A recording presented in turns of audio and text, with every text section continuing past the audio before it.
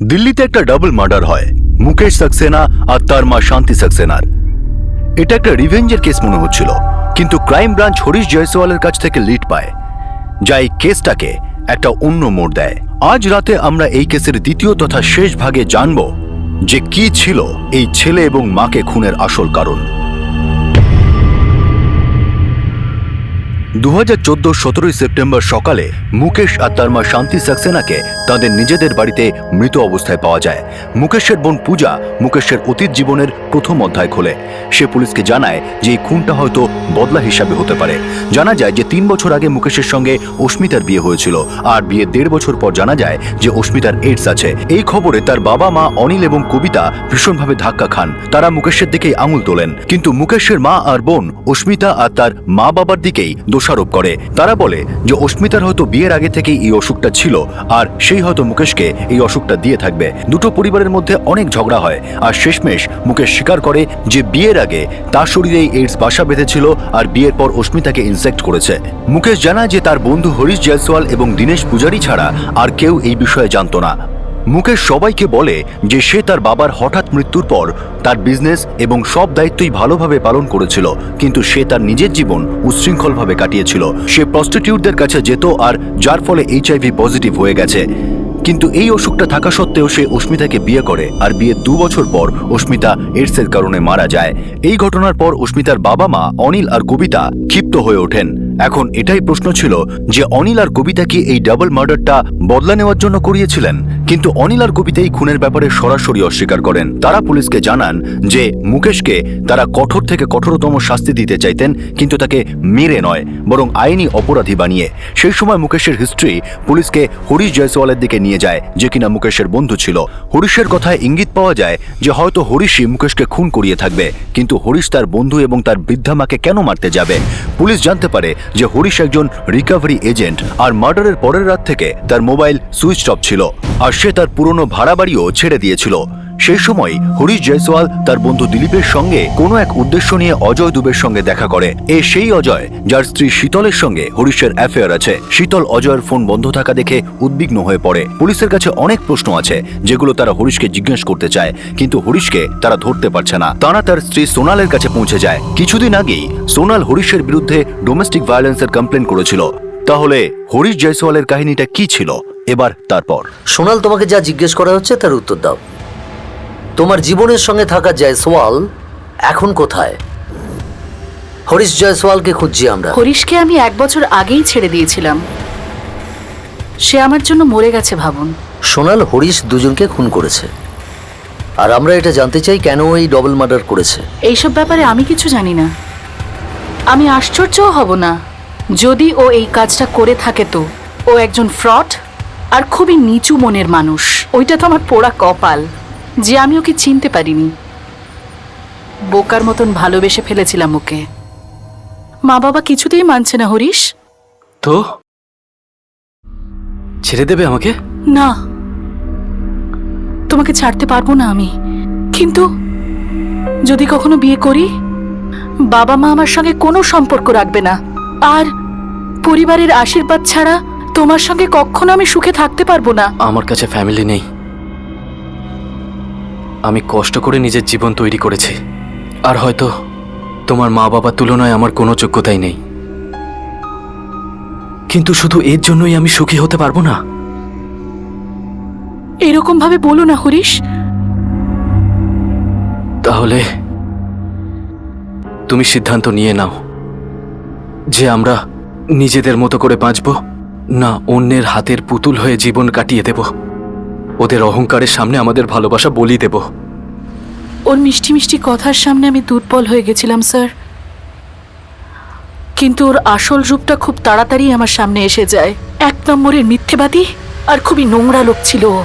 ওর এগেনস্টে domestic ভায়োলেন্সের case করেছিলাম আমি, কিন্তু তারপর শুধু আমার কেসটাই ছিল না, ওর এগেনস্টে এরকম আরো অনেক ফ্রড কেস ছিল। কিরকম ধরনের ফ্রড? বিভিন্ন লোকেদের হয়ে লোন অ্যারেঞ্জমেন্ট করতো ও, আর তারপর চিটিং করে তাদের টাকা চুরি করে নিত। সোনাল, তুমি মুকেশ সাক্সেনাকে চিনতে? কই না তো, প্রথমবার নাম শুনছি। মুকেশ হরিশের বন্ধু ছিল, আর আমাদের সন্দেহ যে হরিশ মুকেশকে খুন করেছে, আর ওর মাকেও। আশা করব যে হরিশ তাড়াতাড়ি ধরা পড়ুক। ওর আর কোনো বন্ধু বা আত্মীয়? আমি আর হরিশের সম্পর্কে কিচ্ছু জানি না। হরিশ জয়সওয়ালের পাঞ্জাবের অ্যাড্রেস আছে, আর কিছু না। আর ওটাও হয়তো ওর মতোই মিথ্যে হবে। তাও একটা টিম পাঠিয়ে দাও পাঞ্জাবে, যদি কোনো ইনফরমেশন পাওয়া যায়। স্যার। এই দুই বন্ধু হরিশ আর মুকেশ, এদের অতীতে একটা জিনিস তো common. Yes sir, cheating. Harish cheating করে সোনালকে বিয়ে করেছে, আর মুকেশ চিটিং করে অস্মিতাকে। বানসাল, ইংরেজিতে একটা কথা আছে, the birds of the same feather flock together. দুজনে একই পথের পথিক। হরিশ জয়সওয়াল? সরি স্যার, আমি তো এই নামটা এর আগে কখনো শুনিনি। পূজা দেবী, এই লোকটির প্রতি আমাদের সন্দেহ তীব্র। মুকেশের কল রেকর্ড দেখে আমরা জানলাম যে হরিশের সঙ্গে রোজ ওর কথা হতো, আর খুনের রাতেও হরিশের সঙ্গে কথা হয়েছে। আর খুনের পরে হরিশের ফোন সুইচ অফ আছে, আর ও ভাড়ার বাড়ি ছেড়েও পালিয়ে গেছে। সত্যি কথা বলতে কি স্যার, আমরা আমাদের দাদাকে কখনো বুঝতেই পারিনি।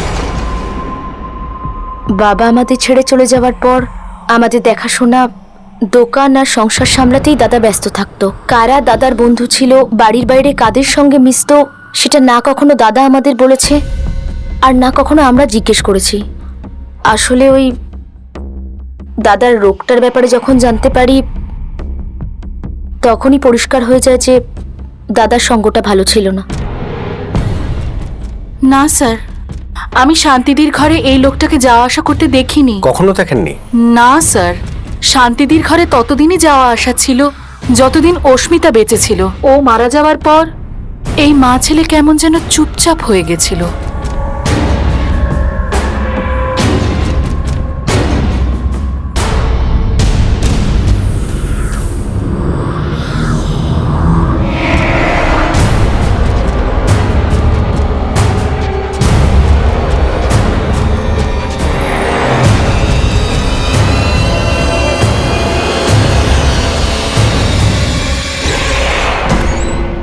স্যার, হরিশ জয়সওয়াল আর অস্মিতার মা বাবার মধ্যে কোনোভাবেই কোনো সম্পর্ক পাওয়া যাচ্ছে না। হরিশ জয়সওয়ালের রেকর্ডে আর কিছু পাওয়া গেল? না স্যার, ওর সব ফোন রেকর্ডস চেক করেছি। ওর সব ফোন রেকর্ডসই কোনো না কোনো কাজের ব্যাপারে হতো, কাউকে লোন দেওয়া অথবা লোন নেওয়া। আর ওই পাঞ্জাবের অ্যাড্রেসটা, সেটার কি খবর? স্যার, ওখানে ওর মা বাবা থাকে, কিন্তু টিম ওদের থেকে বেশি কিছু পায়নি। সাহেব, হরিশ তো অনেক দিন আগে বাড়ি ছেড়ে চলে গেছে। এখন কোথায় আছে ও? অনেক বছর হয়ে গেছে, আমি তো ওকে কোথাও দেখিও নি, আর ফোনে ওর সঙ্গে কোনো কথা হয়নি। কিন্তু বাড়ি কেন ছেড়ে গেছিল? আমার ছেলে ছোটবেলা থেকে একটু আলাদা। চিটিংবাজি করা, মিথ্যে কথা বলা, গুন্ডামি করা, এমনকি প্রায় দিনই পুলিশের হাতে মার খেত অথবা গ্রামবাসীর হাতে, তবু শোধরায়নি। তারপর আমি ওকে বলে দিলাম, এইসব ঝামেলা ছাড়ো, নয়তো বাড়ি ছাড়ো। তারপর স্যার বাড়ি ছেড়ে চলে গেল। খুব অদ্ভুত লাগছে বানসাল, একটা ডাবল মার্ডার হয়েছে আর আমাদের কাছে একটা সিঙ্গেল সূত্রও নেই।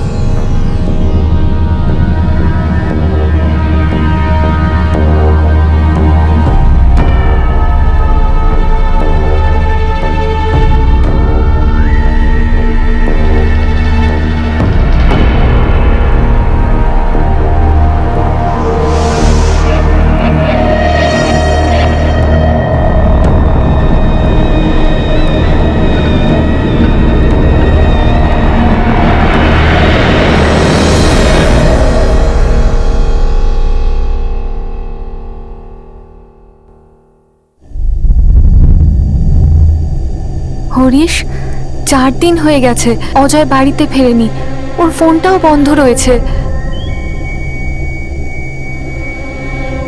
আরে সোনা, তোমার স্বামী হলো একজন ড্রাইভার, কোথাও ফেঁসে গেছে, হয়তো ফোনটা খারাপ হয়ে গেছে। কিন্তু আগে এটা কখনো হয়নি। জীবনে তো সব জিনিসই প্রথমবারই একবার না একবার হয়, ধরো এবার প্রথম হলো। আমি পুলিশের কাছে যাব? পাগলের মতো কথা বলো না শীতল, একটু সময় দিয়ে দেখো, হয় ফিরে আসবে নয় ফোন করবে। আর দেখো, ফালতু ফালতু পুলিশের চক্করে পড়ে কি হবে বলো?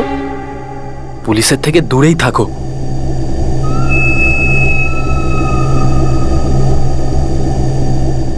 কি হয়েছে হরিশ? কাঁদছে নাকি? হ্যাঁ, সেটা তো হওয়ারই ছিল। কোনো ব্যাপার না, সময়ের ব্যাপার, নিজেকে সামলে নেবে।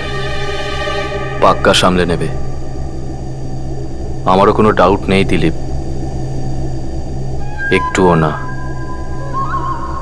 স্যার, নিশান একদম ঠিক বোতলে লাগিয়েছেন। এই রয়্যাল ব্লু মদটা আমাদের রুহিয়ানগরে একটা মদের দোকানে পাওয়া যায়। আর স্যার, আমাদের এই ঘুঘু কালকে গোটা একটা লিটার নিয়ে গেছে স্যার, রয়্যাল ব্লুর। হ্যাঁ, এই ছেলেটা তো কালই এসেছিল, এক বোতল রয়্যাল ব্লু নিয়ে গেল। চোখ সরাবি না ওর থেকে, আবার আসতে পারে। আমি আমার 4টে ছেলেকে এলাকায় লাগিয়ে দিচ্ছি স্যার, নজর রাখার জন্য। কেউ না কেউ তোকে দেখতে পাবেই।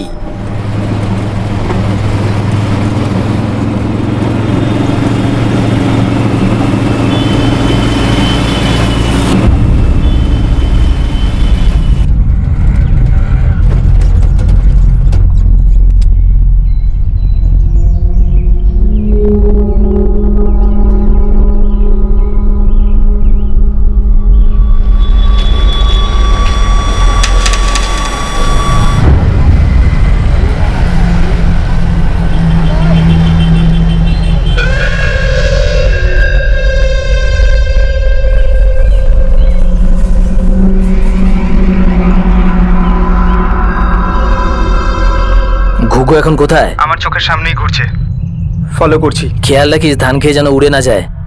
স্যার, পায়রাকে লোকেট করে গেছে। পায়রাটাকে এবার কাস্টাডিতে নিয়ে আসতে হবে।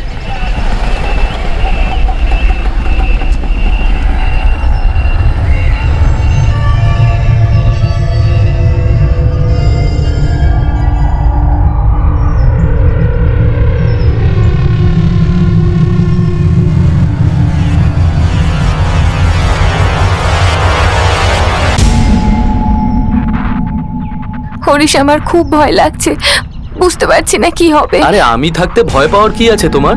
বসো। তুমি জানো এখন ওর ফোনটা বন্ধ রয়েছে। হয়তো ও সেটাই করেছে যেটা তুমি করেছিলে, আমাদের দুজনের জন্য ও রাস্তা খুলে দিয়েছে।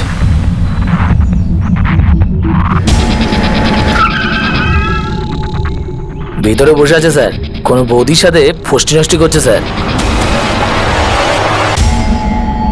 দেখো শীতল, তোমার, ওকে আর আমার খুশি হওয়া উচিত যে আমাদের মাঝে আর কোনোদিন অজয় আসবে না। তুমি এরকম কেন বলছো যে অজয়কে আর দেখতেই পারবো না? আরে কারণ এতদিন হয়ে গেছে ও তোমাকে একটা ফোন করেনি। হয়তো ও কারোর সাথে পালিয়ে গেছে কোথাও। সময় এসে গেছে শীতল, তুমিও নিজের জীবনের গিয়ার চেঞ্জ করে ফেলো, ইউটার্ন নিয়ে নাও, কোনো নতুন রাস্তা ধরো। দেখো শীতল, কোনো জিনিস যখন ধরাছোঁয়ার বাইরে চলে যায় তখন সেটাকে ছেড়ে দেওয়াই সবচেয়ে বুদ্ধিমানের কাজ।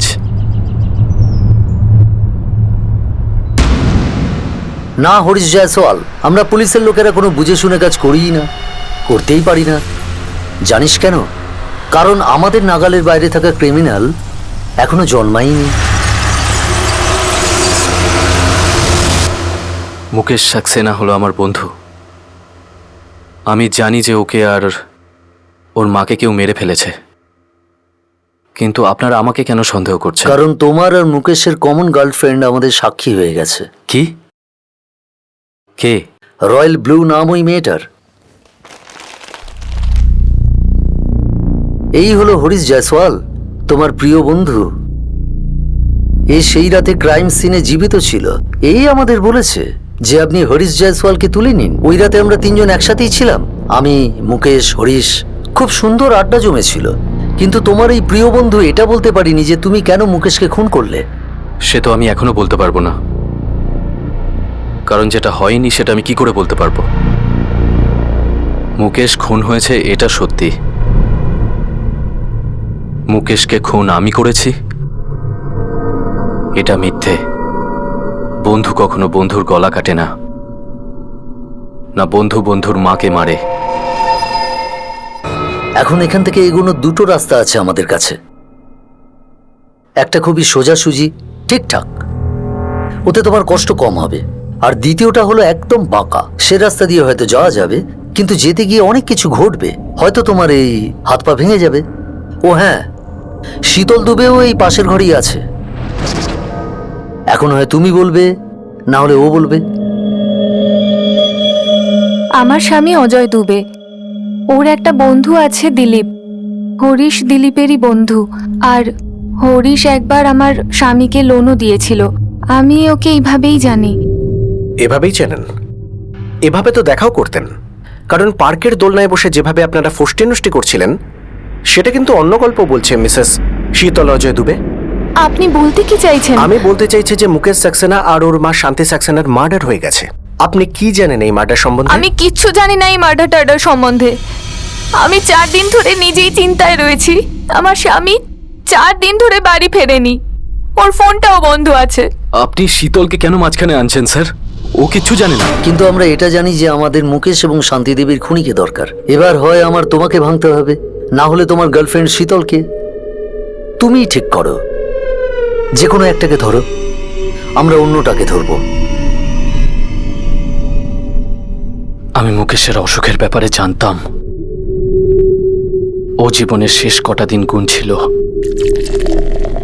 ভাই ডক্টর বলছিল আমি পুরোপুরি ঠিক হয়ে যাব, কিন্তু ভাই এই এইচআইভি তো এইচআইভি হয়। তাই তুমি ওর কষ্ট সারা জীবনের জন্যই শেষ করে দিলে। নিজেই ঠিক করলে যে ওর শেষ দিন কোন দিন হবে। আর শান্তি দেবী, উনি কোন কষ্টে ছিলেন যে ওনাকেও ছুটি দিয়ে দিলে?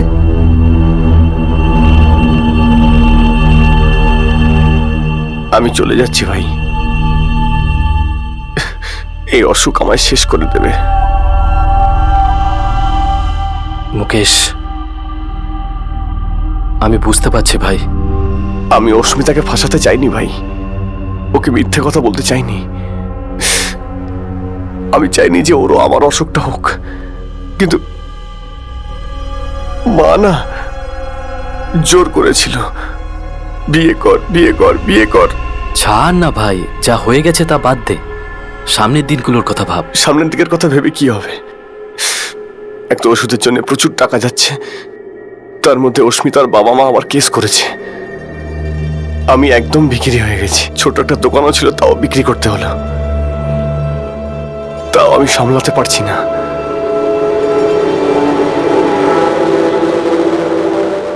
ভাই কিছু টাকা দিতে পারবি? কোন লোন টোনও যদি পাই।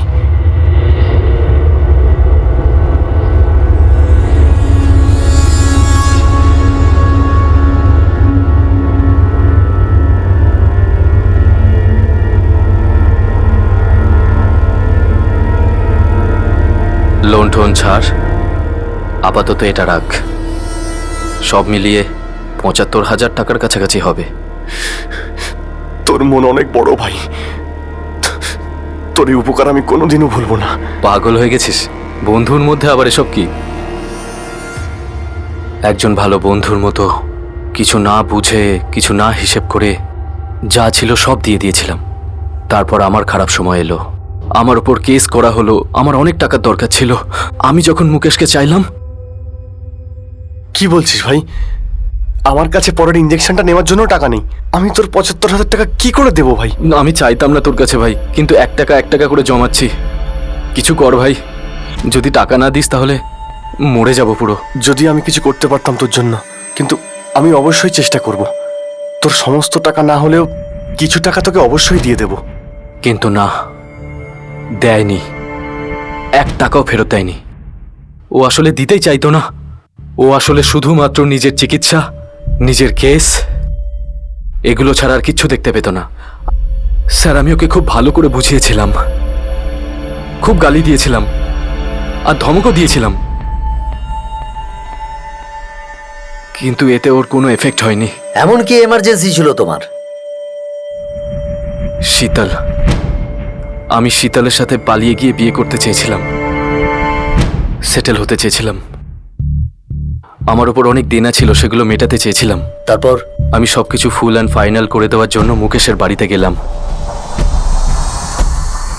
শেষবারের জন্য।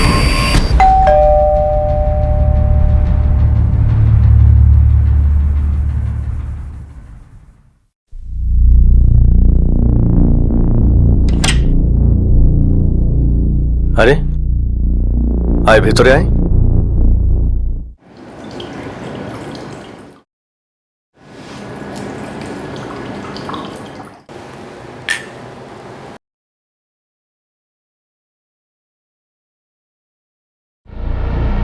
মুকেশ, আমি পুরো দুনিয়াকে বোকা বানাই, আর তুই আমাকে বোকা বানিয়ে দিলি। বোকা তো ভাগ্য আমাকে বানিয়েছে। আমরা দুজনে কত মজাই না করেছি, কত ভালো সময়ও কাটিয়েছি, কিন্তু এই অসুখটা তো আমারই হলো, তাই না? আমারই হলো এই অসুখটা। তোর সমস্যা দেখলে আমার একটুও সমস্যা কমবে না তাতে। এক কাজ কর, তুই এই বাড়িটা বেচে দে, তোর মায়ের গয়না বেচে দে, যা করে হোক তুই আমাকে আমার টাকা ফেরত দে। আরে তুই তো আর 4 দিন বাঁচবি, আর আমার সামনে তো সারা জীবন এখনো পড়ে রয়েছে রে। আর তাছাড়াও দুটো জীবন। শীতলকে বিয়ে করার কথা ভাবছি। দেখ ভাই, তুই আমার সামনে মায়ের গয়না বিক্রির কথা বলবি না। উনি এখনো বেঁচে রয়েছেন। যদি এই বাড়ি আমি বিক্রি করে দিই, তাহলে আমি মারা গেলে মা কোথায় থাকবে, কোথায় যাবে? আমি তোকে আগেও বলেছি, তোর টাকা ফেরত দেওয়ার জন্য একটা কানা করিও আমার কাছে নেই। মাথা গরম হয়ে যাচ্ছিল আমার। আমি জেনে গেছিলাম আমার 75,000 টাকা গেছে জলে। এক চিটার সবকিছু সহ্য করতে পারে, কিন্তু নিজের সঙ্গে চিটিং নয় স্যার।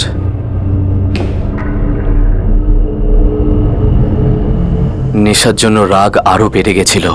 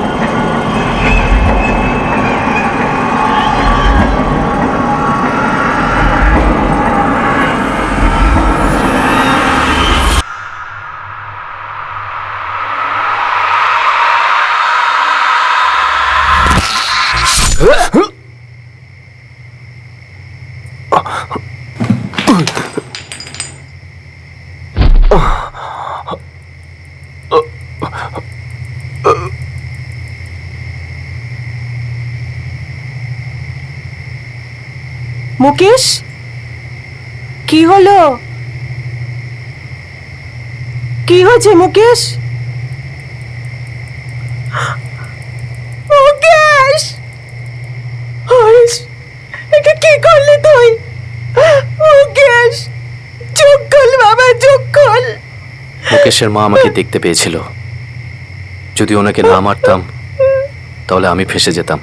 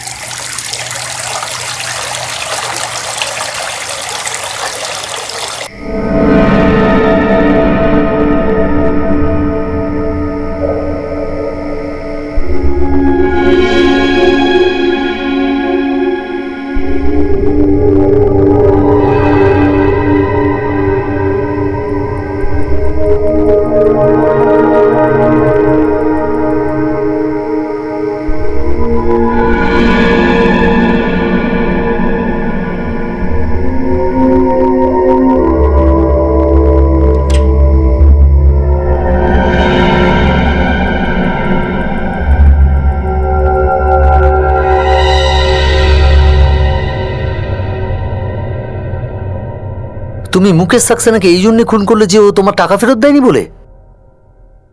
হ্যাঁ স্যার। তোমাকে কেউ সুপারি দেয়নি তো মুকেশ সাক্সেনাকে খুন করার জন্য? কে দেবে সুপারি? শুধুমাত্র তুমিই নও যে মুকেশ সাক্সেনার উপর রেগেছিলে। ছাড়ো, শীতলের হাজব্যান্ড অজয় দুবে, ও কোথায়?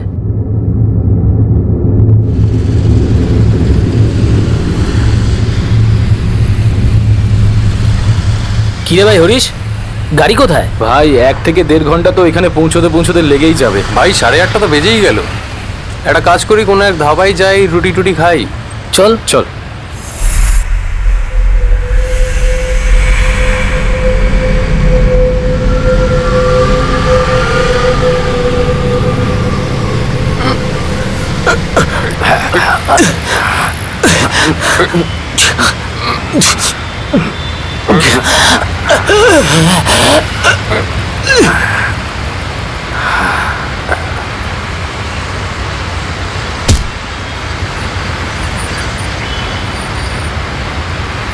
একে এখানেই কোথাও ফেলে দিই। যতদিন লাশ কেউ খুঁজে পাবে ততদিনে গলে যাবে। হ্যাঁ, চল তোল।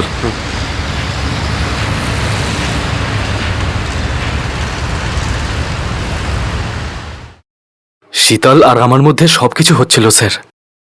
ব্যাস অজয়ই একটা কাঁটা ছিল যাকে ও ছাড়ছিল না, তো আমি কাঁটা উফড়ে ফেললাম। তুমি এই জন্য একটি মানুষকে খুন করলে যে তোমার ধার শোধ করতে পারছিল না।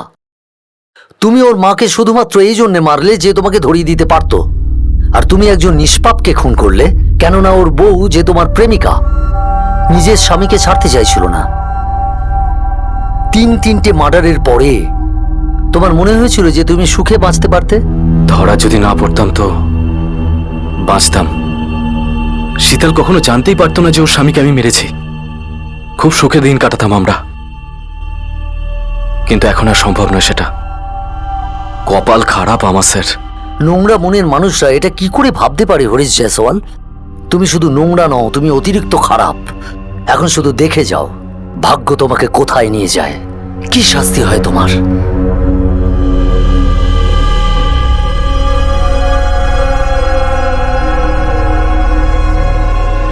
শীতল, আমরা তোমার স্বামীর লাশ খুঁজে পেয়েছি। খুব খারাপ অবস্থা, তুমি চিনতেও পারবে না। হরিশ, হ্যাঁ, স্বীকার করেছো। খারাপ লাগছে কেন? অজয় যদি তোমার এই নোংরামি সম্বন্ধে জানতে পারতো তাহলে ওর ভেতরে তো কিছু না কিছু নিশ্চয়ই মরতো।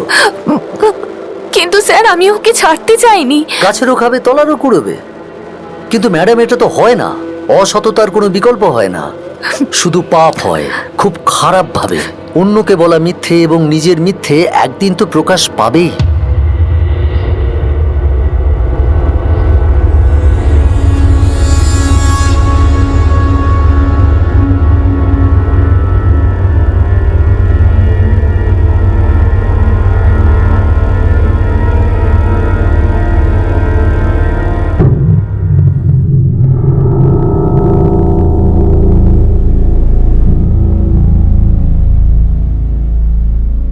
কবিতা, খুনি ধরা পড়েছে। মুকেশেরই কোনো বন্ধু হরিশ জয়সওয়াল। টাকা পয়সা নিয়ে ঝামেলা ছিল। মুকেশ ওর টাকা ফেরত দেয়নি, আর এই হরিশ জয়সওয়ালের মনে হয়েছিল ওকে ঠকানো হয়েছে। হ্যাঁ, রাগের মাথায় মেরে দিল। আর শান্তি দেবী? উনি খুনিকে দেখে ফেলেছিলেন, এই জন্যে ওনাকেও।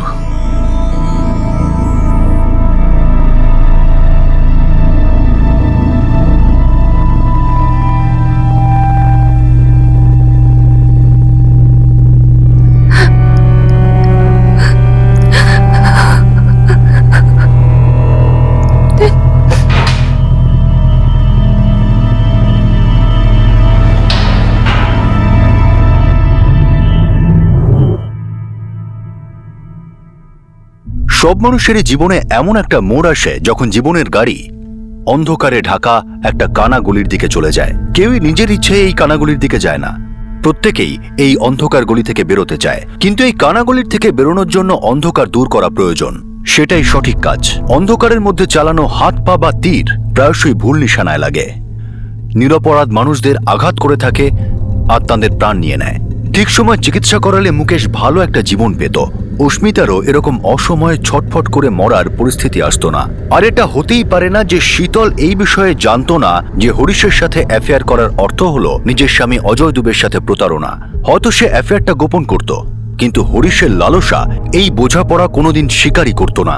এটা শীতলের স্বার্থপরতার মূর্খতা ছিল যে সে ভেবেছিল একই সঙ্গে সে দুটি নৌকায় পা দিয়ে চলতে পারবে। হরিশ জয়সওয়ালকে মুকেশ সাক্সেনা আর তার মা শান্তি সাক্সেনাকে মার্ডারের জন্য আইপিসির ধারা 302 আর প্রমাণ লোপাটের জন্য 201 ধারা অনুযায়ী গ্রেফতার করা হয়েছে। সেই সঙ্গে অজয় দুবেকে মার্ডারের জন্য হরিশ জয়সওয়াল আর দিলীপের বিরুদ্ধে আইপিসির ধারা 302, প্রমাণ লোপাটের জন্য ধারা 201 আর কমন ইন্টেনশনের জন্য 34 নম্বর ধারা লাগু করা হয়েছে। দিলীপ ক্রাইম ব্রাঞ্চের সামনে স্বীকার করেছে যে অজয়কে খুনের আগে সে এই কথাটা জানতো যে হরিশ মুকেশ আর তার মাকে ইতিমধ্যেই খুন করেছে। সে ভেবেছিল যে হরিশ যদি ডাবল মার্ডার করে বেঁচে যেতে পারে তাহলে অজয়ের খুনও কখনো ধরা পড়বে না। এটা শুধুমাত্র দিলীপের ভ্রান্ত ধারণা ছিল। আমাদের আজকের দ্বিতীয় কেসেরও অপরাধী ভ্রান্ত ধারণার অন্ধকারে ফেঁসেছিল। তার মনে হয়েছিল যে যখন সবকিছু পুড়ে যায় তখন আর কিছু অবশিষ্ট থাকে না।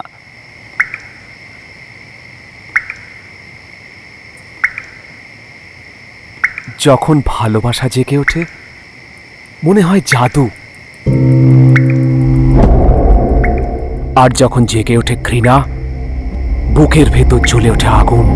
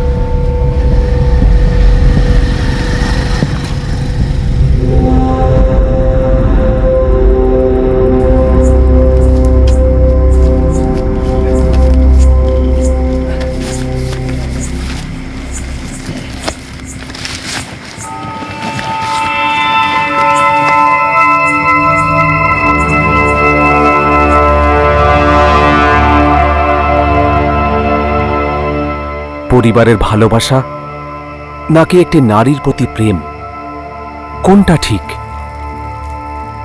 কোনটা চোখের ভুল? শেষে তো সত্যি এটাই হলো যে আমি জ্বলে পুড়ে ছারখার হয়ে যাচ্ছি।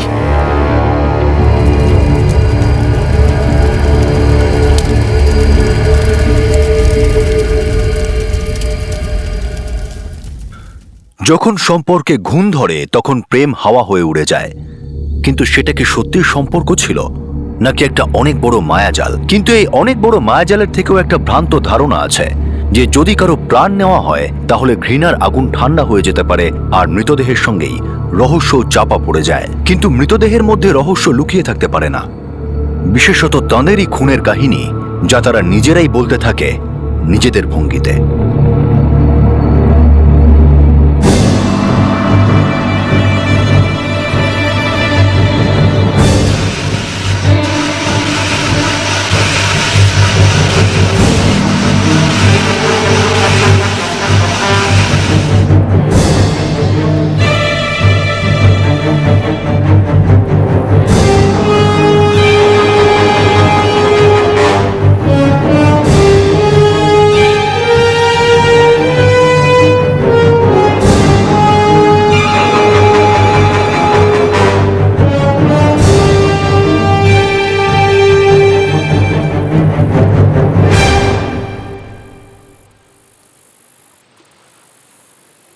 আমি কাউকে দেখতে পাইনি স্যার। প্রত্যেক দিনের মতো সকালে কাজ ছাড়তে এসে দেখি কিছু একটা জ্বলছিল।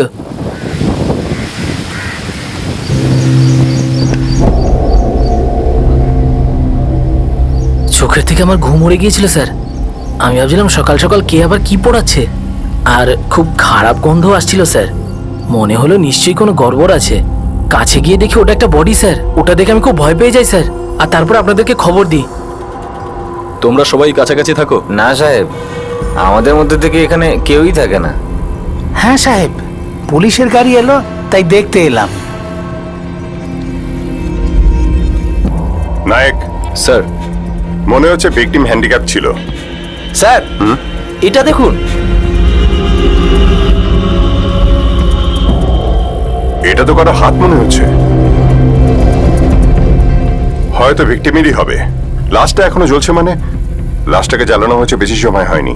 হ্যাঁ স্যার, লাশটাকে মাঝরাত বা ভোরের দিকে জ্বালানো হয়েছে। ওই ছেলেটা রাজু, ওই ছেলেটা এখানে 6:30 থেকে 7টার মধ্যে এসেছিল। পুরো এরিয়া খুঁজে দেখো আর আশেপাশে বস্তি আর পাড়াগুলোতে খোঁজ করো। মনে হচ্ছে ভিকটিম আর খুনি এই আশেপাশেরই বাসিন্দা।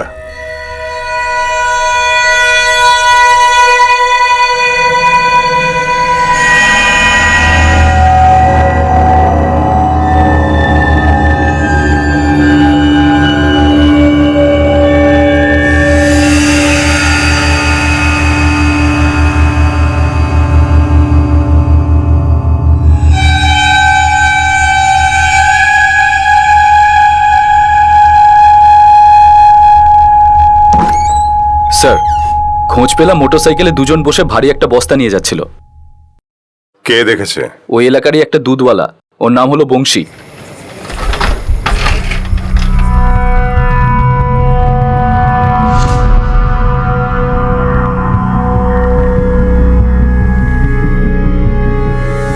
আরে ওই কি দেখছিস বে?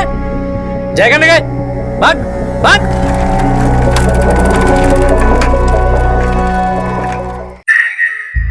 মোটরসাইকেলের নাম্বার দেখেছিলি? না সাহেব, মুখটা তো দেখতেই পাইনি সাহেব। গাড়ির নাম্বার কোথা থেকে দেখব? এত অন্ধকার ছিল যে কিছুই দেখা যায়নি। যদি তুমি একটু ভেবে বলো বংশী, তাহলে আমাদের স্কেচ আর্টিস্ট ওদের ছবি আঁকতে পারবে। ছবি আঁকার কথা তখন উঠবে সাহেব যদি আমি দেখতে পেতাম। আমি বলছি না সাহেব, এত অন্ধকার ছিল আমি কিছুই দেখতে পাইনি। হ্যাঁ, ওদের দুজনের মাথায় সাদা টুপি ছিল, বোঝা গেল মুসলমান। Welcome to bitten world. How may I assist you? নতুন ফ্ল্যাটের জন্য একটা স্ট্যান্ড ফ্যান আর কুলার নেব। এই পচা গরম থেকে একটু স্বস্তি চাই। বাজার চলতে সব ব্র্যান্ড আর ভরসাযোগ্য নয়। তার জন্য তো আমাদের ফ্যান আছে, all purpose bullet table fan, ceiling fan. আমাদের সিলিং ফ্যান কিন্তু 30 মাসের ওয়ারেন্টি সহ পাওয়া যায়। আছে ফারাটা 2 বছরের ওয়ারেন্টি, 17 থেকে 20 মিটার এয়ার ফ্লো। মধ্যবিত্তের সাধ্যের মধ্যে একমাত্র ভরসাযোগ্য ব্র্যান্ড বিটেন।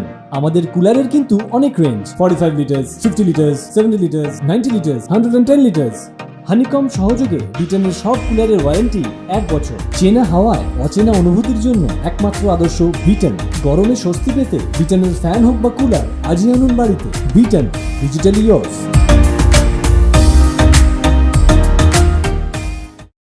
যদি তুমি একটু ভেবে বলো বংশী, তাহলে আমাদের স্কেচ আর্টিস্ট ওদের ছবি আঁকতে পারবে।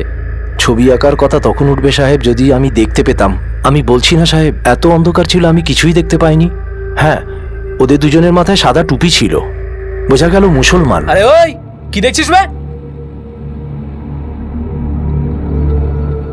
ভিকটিম মুসলিম হতে পারে, সুন্নত হয়েছিল, আর মৃত্যু এখনো 12 ঘন্টা হয়নি। আর মৃত্যুর কারণ? মাথার পেছনে গভীরভাবে আঘাত করা হয়েছে আর হ্যামারেজও হয়েছে। খুন করার পর পোড়ানোরও চেষ্টা হয়েছে। লাশকে আইডেন্টিফাই করা এত সহজ হবে না।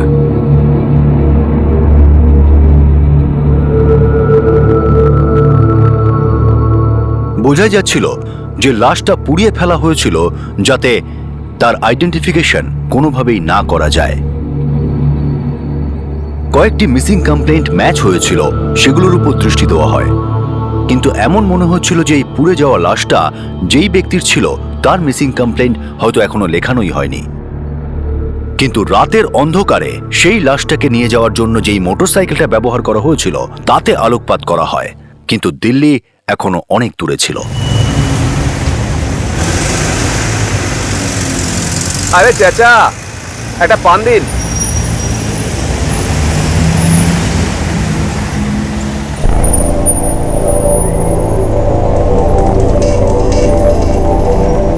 ওসমান। হ্যাঁ ভাই, এদিকে আয়। হ্যাঁ বলো। এই বাইকটা কার? কয়েকদিন ধরে এখানে পড়ে আছে।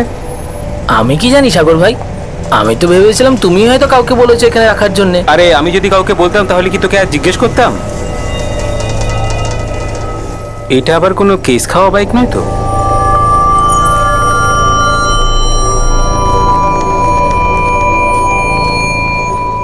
এখানে একটা বাইক পাওয়া গেছে স্যার। বাইকের নাম্বার হলো MHXR 4763। এই বাইকটা মুলুনের একটা গ্যারেজের সামনে দুদিন ধরে পড়ে আছে sir.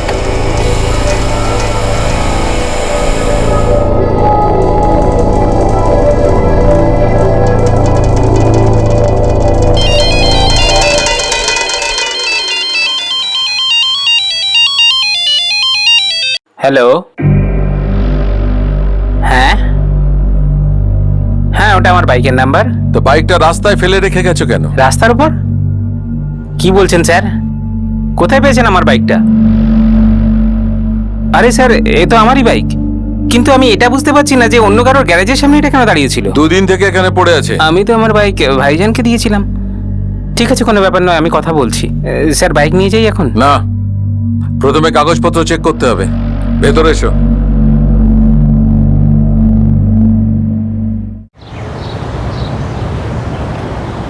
The number you have called is currently switched off. Please try again later. আব্বু, ইমরান ভাইয়ের ফোন বন্ধ আসছে। আরে ইমরান ভাই কোনো পার্টিকে বাড়ি ফাড়ি দেখাতে নিয়ে গেছে হয়তো, আর এমনিতেও কখনো কখনো তো ফোন বন্ধ রাখেই। কিন্তু ফয়সাল, ইমরান সাজিদের থেকে দুদিন আগে মোটর বাইকটা নিয়েছিল, আর সেটা গ্যারেজে গেল কি করে? পুলিশের লোকরা বলছে যে গাড়ি দুদিন পর্যন্ত ওখানেই দাঁড়িয়েছিল। ইমরান ভাই আমাকে বলেছিল যে এক সপ্তাহের জন্য বাইক চাই ওনার, কিন্তু দুদিন পরে এরকম রাস্তার উপরে কেন ফেলে রাখলো? সাজিদ, এক সপ্তাহের জন্য তো বাইকটা নিয়ে যাচ্ছি। ঠিক আছে তো ইমরান ভাই, এমনিতেও এই সপ্তাহে কোনো কাজ নেই আমার, তুমি বিন্দাস নিয়ে যাও না। আসছি।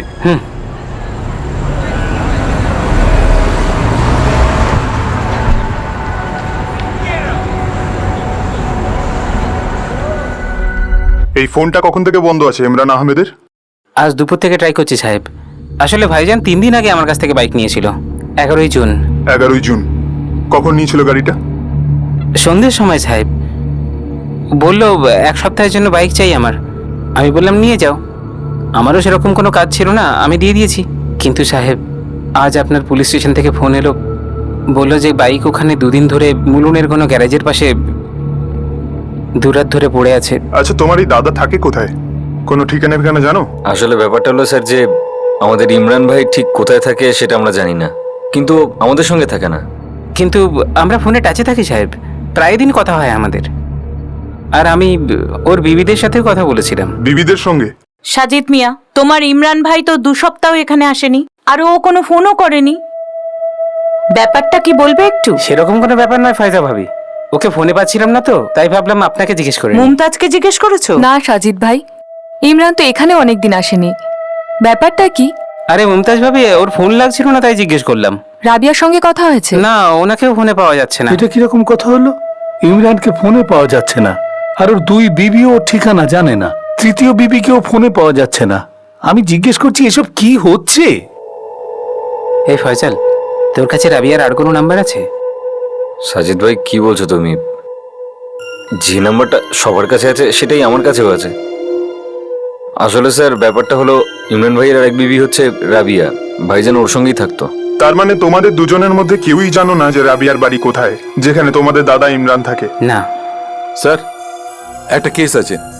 আমাদের এলাকার পাশের পাড়ায় একটা বডি পাওয়া গেছে পোড়া অবস্থায়, কিন্তু পোস্টমর্টম হওয়ার পর জানা গেছে যে বডিটা মুসলিম ব্যক্তির। দেখুন, আমি এরকম বলছি কারণ এরা উইটনেস, এরা দেখেছে রাতে 2জন লোক বাইকে করে বস্তার মধ্যে কিছু নিয়ে যাচ্ছিল, মনে হচ্ছে ওটা লাশই ছিল। আরে ওই কি দেখছিস বে? জায়গা নেই, ভাগ। দেখো সাজিদ আর ফয়সাল, আমি তোমাদের মিসিং কমপ্লেন লিখে তো নিচ্ছি, কিন্তু আমার মনে হয় তোমরা দুজন একবার এই পোড়া বডিটা দেখে নাও। কি বলছেন সাহেব আপনি? আমাদের ভাইজানের কোনো খবর নেই, আর আপনি একটা লাশ পেয়ে আমাদেরকে বলছেন যে ওই বডিটা গিয়ে দেখবো এখন? কি বলছেন স্যার? আমাদের ভাইজান তো খুব ভালো মানুষ, ওর কেউ খুন কেন করতে যাবে? দেখো, আমি তো তোমাদের একটা পরামর্শ দিচ্ছি, বডিটা দেখো একবার। আরে আমি কখন বললাম যে এই বডিটা তোমার দাদা ইমরানেরই? যে কোনো কারোর হতে পারে। Welcome to Beaten World. How may I assist you? নতুন ফ্ল্যাটের জন্য একটা স্ট্যান্ড ফ্যান আর কুলার নেব। এই পচা গরম থেকে একটু স্বস্তি চাই। বাজার চলতে সব ব্র্যান্ড আর ভরসাযোগ্য নয়। তার জন্য তো আমাদের ফ্যান আছে, all purpose bullet table fan, ceiling fan. আমাদের সিলিং ফ্যান কিন্তু 30 মাসের ওয়ারেন্টি সহ পাওয়া যায়।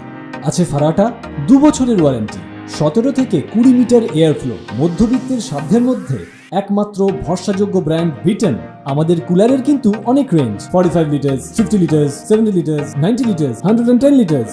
হানিকম সহযোগে বিটনের সব কুলারের ওয়ারেন্টি 1 বছর। চেনা হাওয়ায় অচেনা অনুভূতির জন্য একমাত্র আদর্শ বিটন। গরমে স্বস্তি পেতে বিটনের ফ্যান হোক বা কুলার, আজই আনুন বাড়িতে। Vuitton, digitally yours.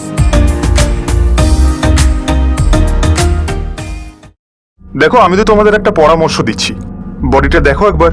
আরে আমি কখন বললাম যে এই বডিটা তোমার দাদা ইমরানেরই? যে কোনো কারোর হতে পারে।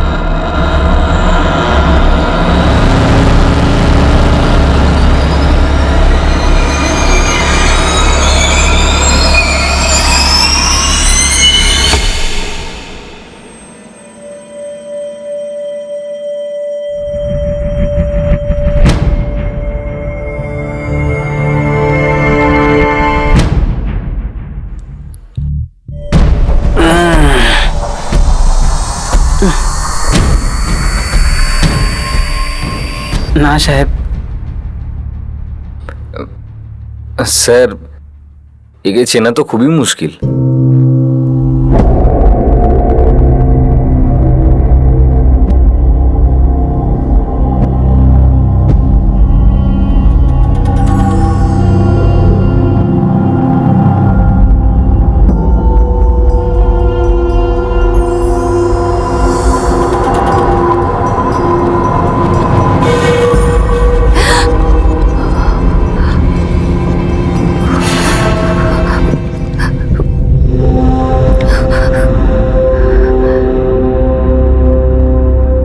সাহেব, আমরা কেন, কেউই এই লাশ চিনতে পারবে না। রাবিয়া, ইমরানের তৃতীয় বিবি, এখনো ওর ফোন বন্ধ। হ্যাঁ সাহেব, কিন্তু সাহেব আমরাই যখন চিনতে পারলাম না তখন ও কি করে চিনতে পারবে? আপনারা আপনাদের আব্বুকে শনাক্তকরণের জন্য ডাকতে পারেন। পাওয়া গেছে ইমরানকে? তা সব ঠিক আছে তো? এই পুলিশরা চায় যে তুমিও একবার দেখে নাও। দেখে নেব? কি দেখে নেব সাজিদ? আমি ফয়জলকে পাঠাচ্ছি তোমাকে আনতে, ঠিক আছে? তুমি শুধু ওর সঙ্গে চলে এসো।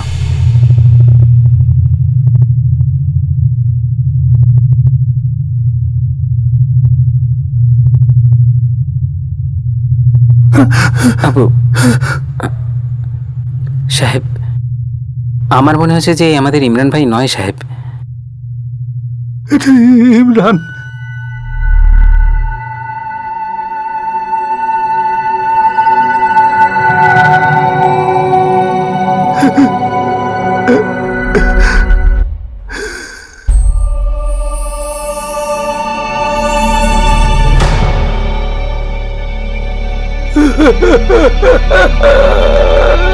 ইমরান,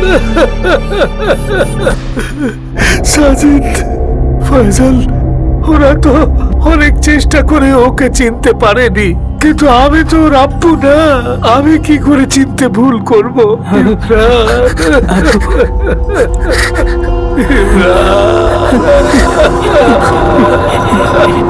ভাইজান,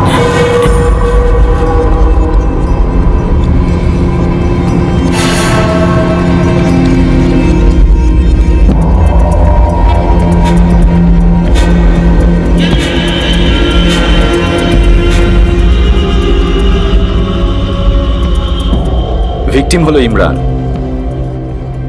রাবিয়া আহমেদ, ইমরানের তৃতীয় বিবি। তবে রাবিয়ার ফোন এখনো সুইচড অফ। আর এই 2 মেয়া বিবি পরিবারের থেকে আলাদা থাকতো, আর এরা কোথায় থাকতো কেউ কিচ্ছু জানতো না। ইমরানের ভাই সাজিদ রাবিয়ার মা বাবার ঠিকানা দিয়েছে স্যার।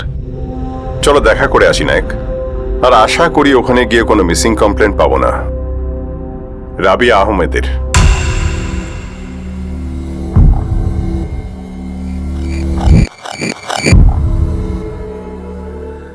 আইডেন্টিটি নষ্ট করার উদ্দেশ্যে খুব খারাপভাবে পুড়িয়ে ফেলা একটা বেওয়ারিশ লাশের শেষমেশ শনাক্ত হয়ে গিয়েছিল। নির্যাতিত ছিল 40 বছরের ইমরান আহমেদ। খুনের আগে ইমরান তার ছোট ভাই সাজিদের কাছ থেকে তার মোটরসাইকেল 1 সপ্তাহের জন্য নিয়েছিল। আর এই বিষয়ে সম্পূর্ণ সম্ভাবনা ছিল যে দুজন খুনি ইমরানের লাশ নিয়ে সেই বাইকে করেই কোনো নির্জন জায়গায় নিয়ে গিয়ে পুড়িয়ে ফেলেছিল। আর এখন ইমরানের তৃতীয় স্ত্রী রাবিয়ার ফোনও সুইচ অফ ছিল, আর হয়তো সেও নিরুদ্দেশ ছিল। এই ভয়ঙ্কর খুনের আড়ালে খুব জটিল সম্পর্কের একটা মায়াজাল ছড়ানো, এমন সম্পর্ক যা এমন ভুল ধারণায় দাঁড়িয়ে যে সম্পর্কটা হয়তো ভালোবাসার সুতোয় বাঁধা আছে, কিন্তু বাস্তব এটাই ছিল যে একটা লাশ এইসব ভুল ধারণাগুলোকে, এইসব ভ্রমকে, এই মায়াজালকে ভাঙতে চলেছিল, হয়তো ভেঙে ফেলেছিল। বাজি এবার পুলিশের হাতে ছিল। খুনিদের কাছে পৌঁছতে পৌঁছতে তাদের এইসব মিথ্যে সম্পর্কগুলোকে শনাক্তকরণেরও দায়িত্ব ছিল।